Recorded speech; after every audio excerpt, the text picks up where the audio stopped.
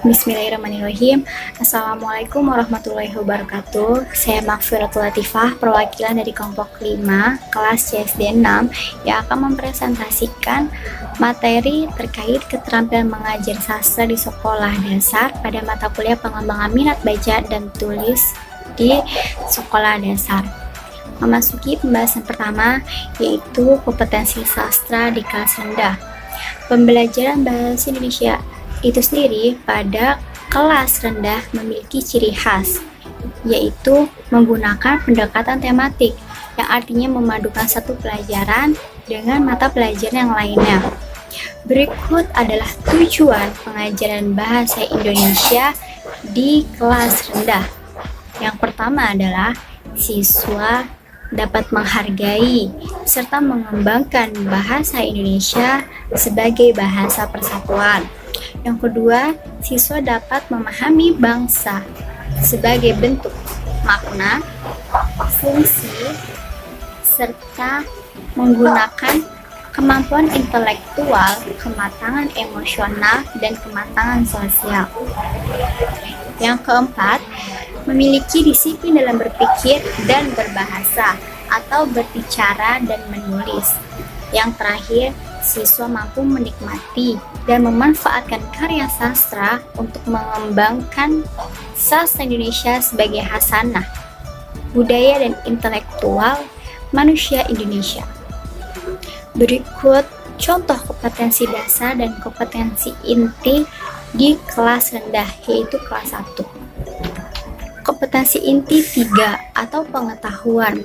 Pada KII 3 terdapat memahami pengetahuan faktual dengan cara mencermati atau mendengar, melihat, membaca, dan menanya berdasarkan keingintahuan mereka, makhluk ciptaan Tuhan dan kegiatannya, serta benda-benda yang dijumpainya baik di rumah maupun di sekolah. Kemudian kompetensi dasar pada 3.2, yaitu mengemukakan kegiatan persiapan, menulis permulaan, cara duduk, cara memegang pensil, cara menggerakkan pensil, cara meletakkan buku, jarak antara mata dan buku, pemilihan tempat dengan cahaya yang terang, secara baik menggunakan lisan. Pada pembahasan selanjutnya, yaitu keterampilan dasar mengajar sastra di kelas rendah dan di kelas tinggi. Pertama-tama, seorang guru sudah pasti harus menyiapkan RPP atau keterampilan dalam menyusun rancangan perencanaan pembelajaran yang mencakup 4 kompetensi. Yang pertama, sikap spiritual, sikap sosial, pengetahuan, dan keterampilan. Yang kedua, guru juga harus bisa membuka mata pelajaran itu. Bisa dengan melakukan pretest atau mengajukan suatu pertanyaan kepada siswa guna untuk mengetahui kemampuan siswa terhadap pelajaran tersebut. Atau ini bisa dilakukan ketika materi yang nantinya akan dibahas oleh si guru.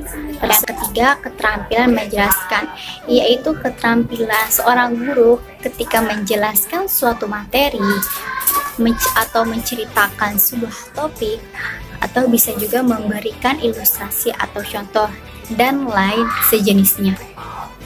Yang keempat, yaitu keterampilan menggunakan peralatan audiovisual, yaitu media pembelajaran yang biasa digunakan oleh guru yang bertujuan agar proses belajar mengajar tersebut bisa lebih menyenangkan bagi siswa.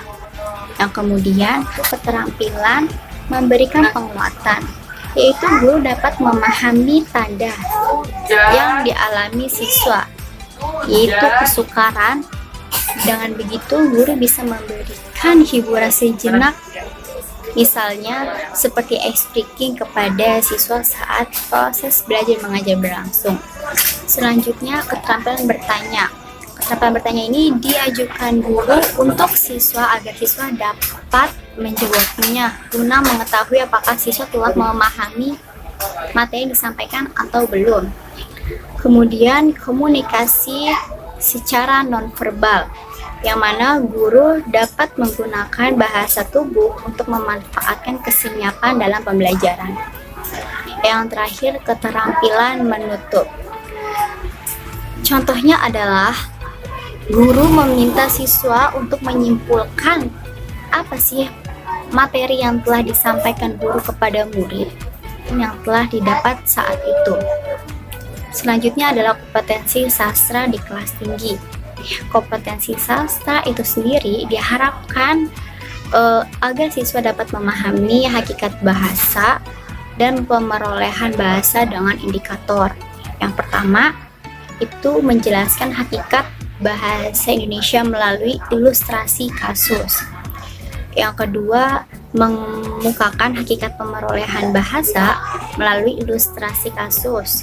Yang ketiga, mengemukakan hakikat pembelajaran bahasa Indonesia yang berkaitan dengan penggunaan huruf kapital yang benar dalam kalimat. Berikut adalah contoh kompetensi dasar dan kompetensi inti di kelas tinggi, yaitu di kelas 4. Kompetensi inti 4 atau keterampilan, yaitu menyajikan faktual dalam bahasa yang jelas dan logis, dalam karya yang estetis, dalam gerakan yang mencerminkan anak sehat, dan dalam tindakan mencerminkan perilaku anak beriman, serta berakhlak mulia. Kompetensi dasar 4.2, yaitu menyajikan hasil pengamatan tentang keterhubungan antar gagasan ke dalam tulisan. Yang terakhir adalah karakteristik kompetensi dasar domain pengetahuan dan keterampilan. Dalam K13, bahasa Indonesia tidak hanya difungsikan sebagai alat komunikasi saja, tetapi juga sarana berpikir. Fungsi pembelajaran bahasa adalah mengembangkan kemampuan memahami dan menciptakan teks, karena komunikasi terjadi dalam teks atau pada tataran teks. Menurut Priyatni pada tahun 2013, yaitu ketika kita menyimak atau membaca, itu artinya kita menginterpretasikan makna yang ada di dalam teks.